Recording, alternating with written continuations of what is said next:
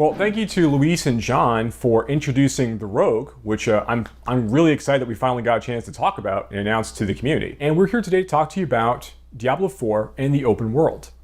Now, I think maybe the best way to start this conversation, Careena, would be just for me to ask you, like, what are you most excited about what we're adding in Diablo 4 for the open world? Like, what feature, what mechanic, what are you most excited to talk about first? I am really excited about just exploring the world. I am a huge completist naturally, that's the way I play, and I love exploring and looking under every single nook and cranny. The more this game has been growing, particularly since last BlizzCon, the more fun I am having just riding around the open world on my mount and exploring everything I possibly can. Yeah, it's really fun, I think, now that we've kind of taken Sanctuary and just made it so much larger when you're playing through the game.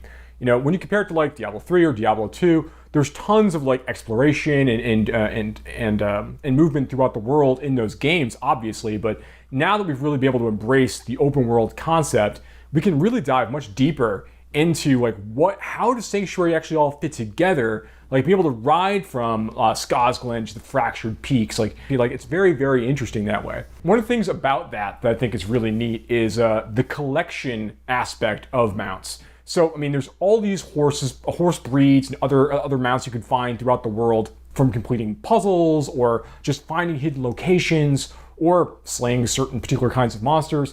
Find various horses or things to customize your horse with, like horse armor.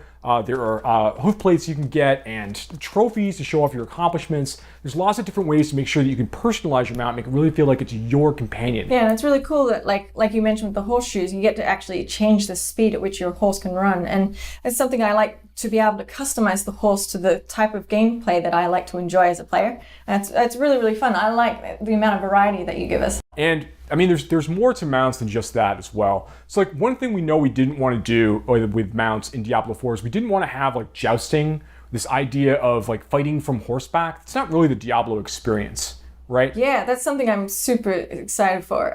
Like we showed last BlizzCon, we had the sorceress, we showed her dismount skill, Ice Dash, where she shoots forwards off her mount and destroys everything in her path. Well, with the rogue, we got to have a little bit more fun with it. And the animation department has done a fantastic job of having her leap up into the air and fire down like the rain of arrows that destroys everything. It's really, really cool. It feels really good. The idea of like leaping from your saddle and just raining arrows down on your enemies as you pass by, getting down the fray and then starting to like stab people and poison people, like that is spot on what we're looking for. Being able to jump in, engage with enemies from your horse, and then just fight it out, duke it out using your skills and everything else like we want. It's interesting that your mount can't get damaged, but if a monster actually attacks you while you're mounted, you will actually be forced to dismount. So there is a flip side of actually judging for yourself when you do want to use that skill in order to prevent you from being forced off unintentionally. Yeah, there's definitely a little bit of gameplay there to make sure that you're using it in a way that is most appropriate to help you get where you're trying to go and also fight the monsters you want to fight. One of the things I'm most excited about for the open world right now is this feature we have called camps. So camps are basically these strongholds of evil out in the overworld. You know, you got to remember that, you know, decades ago, during the events of Reaper of Souls, you know, when Malthael rose to power, the Reapers killed like 9 out of 10 people throughout Sanctuary. Like a tremendous number of people passed away. Now there's a big power vacuum out here, you know, decades later. And these monsters have started to move into these places. Bandits, monsters, goatmen, all kinds of different creatures, skeletons, the undead, have started to like resurface and come back into these areas and start to take them for themselves. You, as the hero of Sanctuary, get to kind of wander through these spaces and begin to reclaim them for the people of Sanctuary. That's part of what makes them really, really neat. Each of them have their own story, they're their own unique fixed place in the world. Unlike quests are something that happens randomly in the world and you can come across them anyway.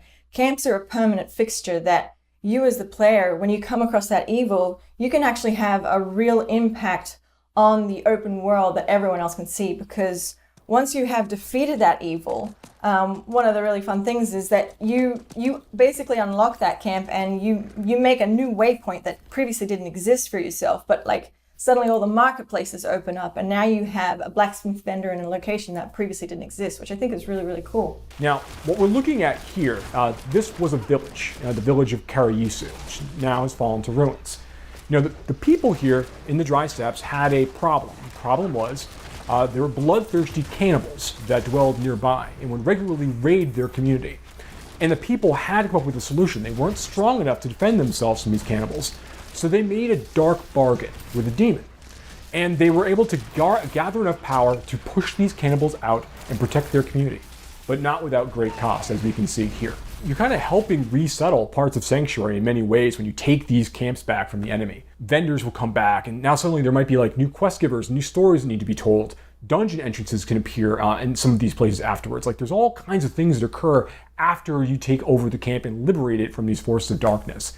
And again, it's just so cool to see you permanently change the world as you find these places and kind of wander through and solve these problems. One of the other neat things about camps, and in general, like the overworld, just broadly speaking, is we have so many more opportunities now to kind of play with movement. It pushes the bar vertically as well as horizontally, and we now have been playing around with the idea of jumping across chasms to allow the player to get access to a location that they previously didn't have. There's all kinds of areas for players to like find their own path, allowing them extra movement options they haven't had in previous Diablo games. We are also in a vertical top-down camera for the environment, and so it really breaks up the plane that you typically see as like not only as a developer, as an animator, but also as a player. There's such a huge variety of things that you can possibly do to mix it up and make things a little bit different. There's like certain puzzle elements to it.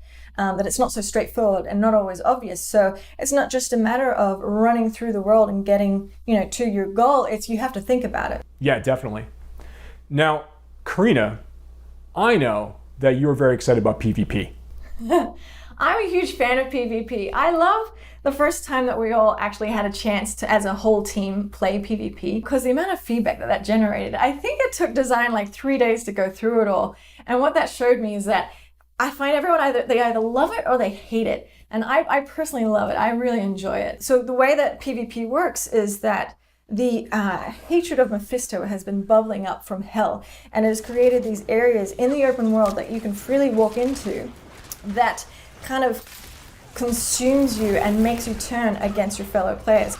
PvP, even in these areas, these fields of hatred, right? Even in these spaces, it's not like mandatory. So these are optional places players can choose to go to kind of collect shards of hatred that they can collect from like killing monsters, from completing events, opening chests, all kinds of ways to earn these things, not necessarily just killing players. And as you earn these shards of hatred, they're kind of in an unpurified state. They're in a basic state.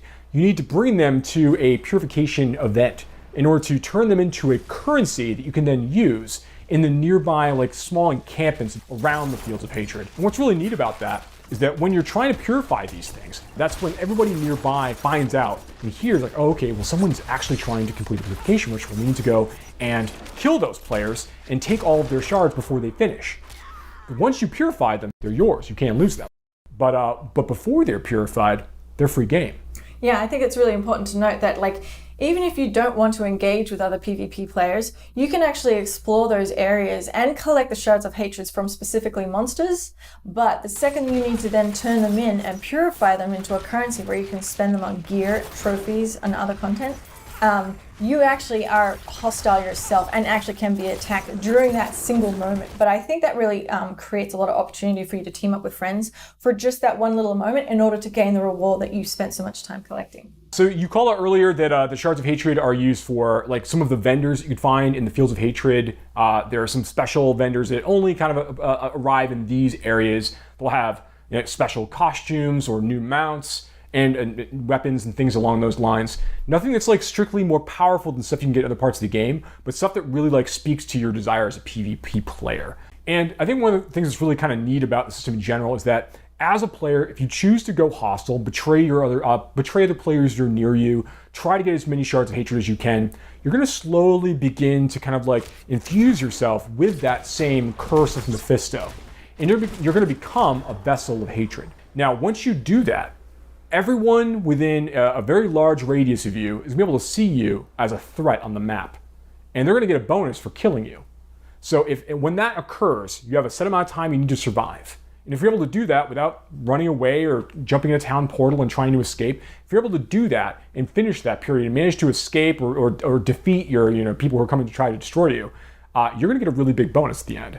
And that's been really, really exciting to watch in our playtests already, as people are like kind of wrestling for this status and then trying to defend it once they actually achieve it. Yeah, and there's also the ears that you get to collect as a trophy. It harkens back to D2, where I think you could sell the ears for 1 gold. I don't know if we're going to be doing that. I know we were playing around with them as a currency at one point, but I think right now it's just a cool trophy that you get to collect and show off. Yeah, right now, very, very cool trophy. The thing was really neat about the Diablo 2 ears, like you could fill up your whole inventory with them, obviously, but being able to see like the people that you took the ears from, like seeing their character names on there, was always like the interesting, fun part. Kind of like proof, like, yeah, I got that person that time, right? So we want to make sure that we embrace that aspect of it. That's the important part for us. I think that's going to be a really, really great callback to Diablo 2 PvP. Right, yeah. So I love where PvP is going, and I love that it is such it's only one part of how large and open the world is, and really harkens back to the adventure in me when I play the game. How do you feel?